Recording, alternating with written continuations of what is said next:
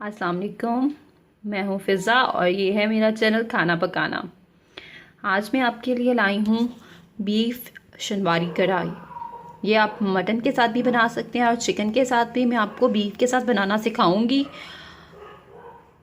तो चलिए आइए देखते हैं ये कैसे बनती है। बीफ शनवारी कढ़ाई बनाने के लिए मैंने लिया है बीफ 1 kg। और साथ साथ ही मैं आपको बताती चलूँ कि ये कढ़ाई बहुत ही सिंपल और बहुत ही ईजी है। इसके इंग्रेडिएंट्स बहुत ही सिंपल हैं। और इसके साथ मैंने लिए हैं टमाटर तकरीबन 1 किलो, बारीक कटी हुई अदरक मैंने ली है 2 इंच का टुकड़ा, सब्ज मिर्चें ली हैं मैंने 4 से 5 जिन्हें लंबे साइज में काट लिया है। नमक मैंने लिया है 2 टीस्पून, आप अपने टेस्ट के हिसाब से डाल सकते हैं। पिसी काली मिर्च मैंने ली है 2 टीस्पून। जी व्यूअर्स, मैंने पैन ले लिया है और पैन में मैंने ऑयल डाल के गरम कर लिया है उसे। और इसमें हमने ऑयल थोड़ा सा ज़्यादा लेना है। इसमें मैं गोश्त डालती हूँ और इस कढ़ाई में आप बाकी सालन से थोड़ा सा ज़्यादा ऑयल डालेंगे क्योंकि हमने सबसे पहले गोश्त को फ्राई करना है। सबसे पहला जो हमारा स्टेप है वो है गोश्त को फ्राई करने का, लेकिन एक और चीज़ डालनी है गोश्त में और वो डाल के फ्राई करना है। और आप प्लीज़ मेरे स्टेप्स याद रखिएगा कि मैंने कौन सी जगह कौन सी चीज़ डाली। अब हम नमक डालेंगे और नमक डाल के मैं इसे अच्छे से ऑयल में फ्राई करूँगी। आप देखते जाइएगा कि कौन सी चीज़ किस टाइम डाली गई है, क्योंकि मेरा खुद का ये एक्सपीरियंस है कि अगर आप जो चीज़ पहले पड़ रही है उसे बाद में डाल देंगे और बाद वाली चीज़ को पहले डाल देंगे तो इस कढ़ाई के टेस्ट में थोड़ा फ़र्क आ जाएगा। और ये इस गोश्त को आपने पानी बिल्कुल नहीं लगाना। ये अपने पानी में या फिर जो हम टमाटर डालेंगे उससे जो पानी निकलेगा उसमें ये गलेगा और बहुत अच्छा गलेगा। और देखिए अब मैंने इसे थोड़ा सा फ्राई किया है ना, तो अब ये आहिस्ता आहिस्ता गोश्त अपना पानी छोड़ना शुरू कर देगा। तो इसे मैं तकरीबन आधे घंटे से पौने घंटे के लिए 30 to 45 मिनट्स के लिए मैं इसे दम पे रख दूँगी। मटन के साथ, अगर आप मटन के साथ शनवारी बना रहे हैं तो उसके लिए भी आपको सेम स्टेप्स फॉलो करने पड़ेंगे, लेकिन अगर चिकन है तो चिकन के लिए आपको इतनी ज़्यादा एफर्ट नहीं करनी पड़ेगी क्योंकि वो जल्दी गल जाता है। स्टेप्स आपने सेम रखने हैं, बस फ़र्क सिर्फ इतना है कि चिकन जल्दी गल जाता है। तो चलिए अब हम इसका पानी निकल रहा है तो अब हम इसे दम पे रखना शुरू करते हैं। ये मैं दम पे रख रही हूँ और तकरीबन आधे से पौने घंटे तक हम खोल के दोबारा देखेंगे। हमारा गोश्त तकरीबन आधा गल चुका होगा। ये देखिए 45 मिनट तकरीबन पूरे हो चुके हैं और जो गोश्त का अपना पानी निकला था वो सूख चुका है। ये देखिए गोश्त डालने के बाद मैंने नमक डाला था। अब जो दूसरी चीज़ इसमें डालनी है वो है अदरक। जुलियन कटा हुआ अदरक डाला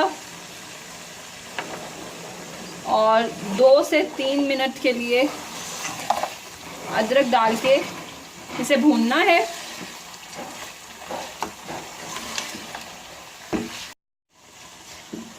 ये देखिए 2 से 3 मिनट इसे गोश्त को अदरक के साथ फ्राई करने के बाद अब बारी है टमाटर की। टमाटर आपने सिंपल इस तरह रख देने हैं।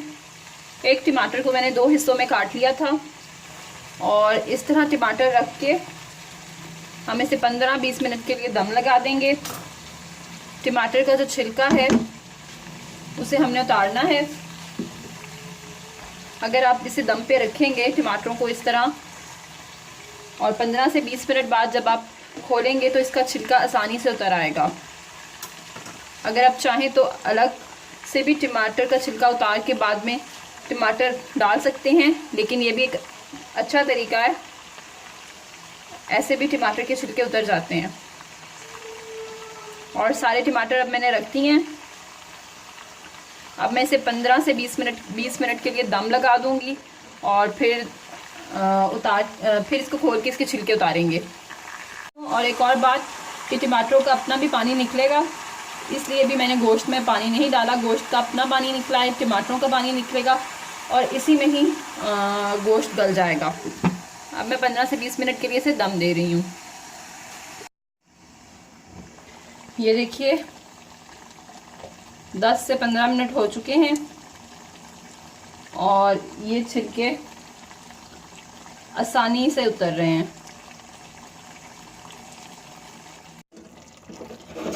ये देखिए सारे टमाटरों के जो छिलके हैं वो मैंने उतार लिए हैं और टमाटरों ने अपना पानी भी छोड़ दिया है।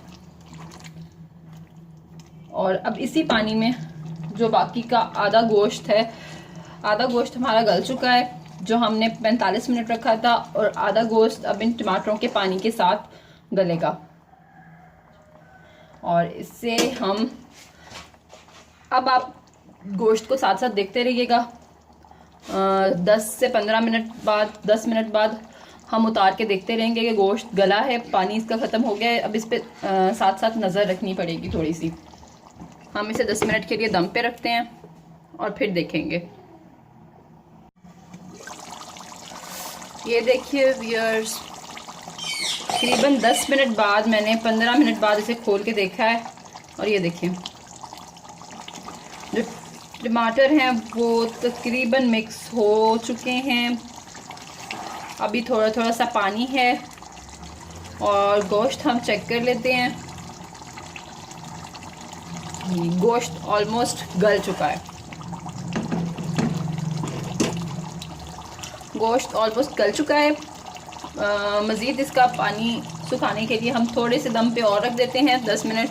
और 10 मिनट के बाद हमारा जो बीफ शिमारी कढ़ाई है वो रेडी हो जाएगी। ये देखिए व्यूअर्स, इसे तेज़ आंच करके हमारा जो मसाला है वो अच्छे से पक चुका है और जो गोश्त है वो भी गल चुका है।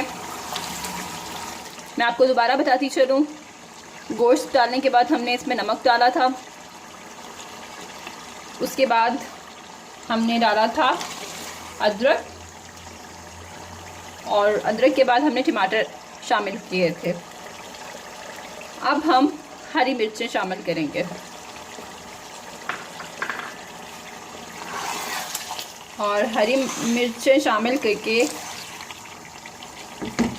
काली मिर्च जो है वो बिल्कुल आपने एंड पे डालनी है जब हम चूल्हे को बंद करने लगेंगे। इसे थोड़ा सा पका के फिर हम काली मिर्च ऐड करते हैं। हमारी कढ़ाई हो चुकी है रेडी, और जब ये ऑयल अलग हो जाए इसका मतलब है कि कढ़ाई जो है वो हमारी तैयार हो चुकी है बिल्कुल। और अब हम बिल्कुल एंड पे 1.5 टीस्पून काली मिर्च ऐड करेंगे। काली मिर्च को बिल्कुल एंड पे इसलिए डालना है कि जो इसकी लुक है रेड काली मिर्च उसको ना ख़राब करे। बिल्कुल एंड पे डाल के तो हम अब इसे बंद कर देंगे।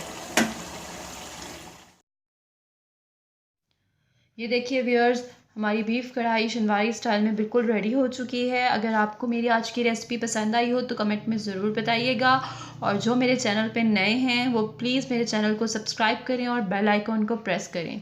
Thank you.